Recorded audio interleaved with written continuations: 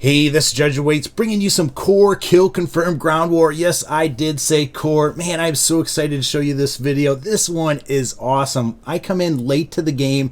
We're down 20 tags. I think at one time we're down 25 tags, and our team manages to turn it around and get the win. Man, I love it when you get an awesome comeback. So I am super excited to show you this video. On the other hand, I am not super excited to do this video because I want to share with you guys something that is very embarrassing about myself. And I'm not talking about the funny, embarrassing thing.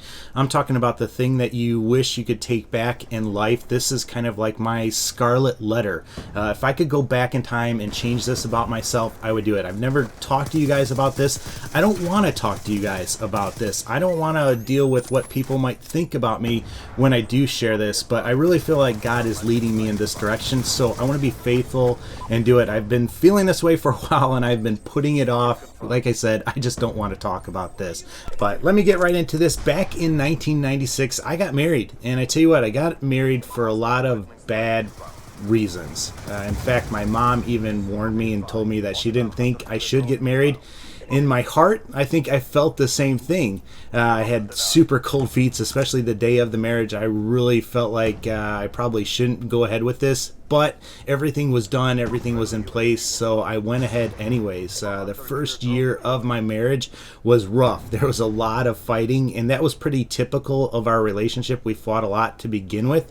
But the first year especially so. The second year wasn't any better. I was hoping that the second year would get better, but it didn't. And I think around that time, the second year, I really started to kind of check out of the relationship. I really started to actually focus on my job. I was a store manager at Taco Bell. I ran the store, and then all of a sudden I got a second store because I did such a good job.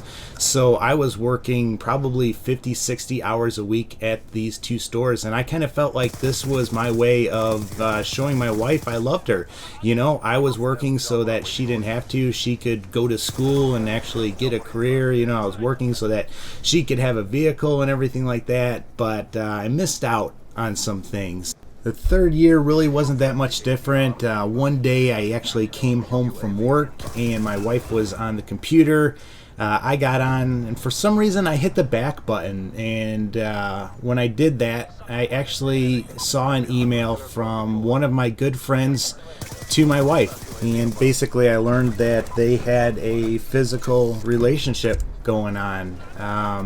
I don't know if you've ever experienced that, but that just rocked me to my core. In fact, as I'm telling you guys this, I can go back to that moment in time, and those feelings come right back to me. And I tell you what, it's kind of like a numb type feeling when you realize something like that's going on. I felt very betrayed, very cheated, very angry, shocked. I remember just sitting there staring at that screen, and you know, honestly, I was devastated. I went out there and talked to my wife. I actually wanted to go kill that guy, but luckily for some reason I did not go out there because I know I would have wound up in jail.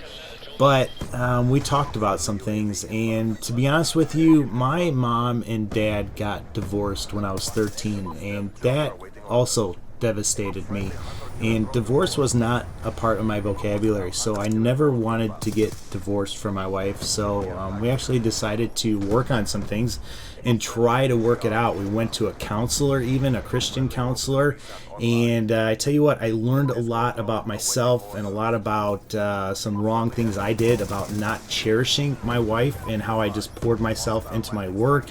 To be honest, I really just wanted to blame her for everything, but I think through this counseling I learned so many things. You know, I had no idea what a good relationship was, but lo and behold, the counseling did not work, and we ended up getting divorced ourselves. She filed for a disillusionment. She didn't want to have anything to do with me, and she just was really in love with this other person, or I guess just really wanted out of the relationship with me. So back in 1999 on December, I think it was 26th, I think the day after Christmas, our disillusion went through. I remember sitting there on New Year's Eve totally alone.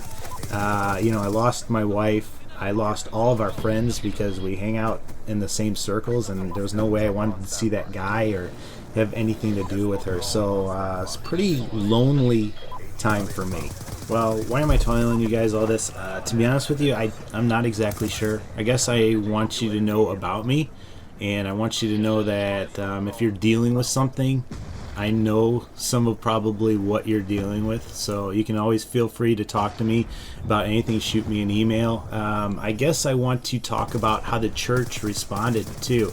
You know, the last thing I wanted to do while I was going through this, or while I was done with this, was to go to church. You know, I was worried about what people would think. I was worried about trying to answer the questions. I really just wanted to change churches, to be honest with you.